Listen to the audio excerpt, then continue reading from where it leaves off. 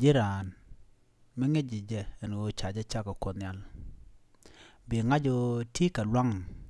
merele karwadu mi chaje chaka je mi ci tekarado dien dungno tege je karwadu mi ci lwang chi ngach dod rodu dod chaka chagin ko ekos gujiro lo tali lot gujiro lo kanu mo kalwangan cha kamne ko kien ngede jin chaka chake kot chi bai chaje chako jin benas tin ko kien begenong re mada begenong re mala bekanok beka were jengne dungno chinat shike bon shike boam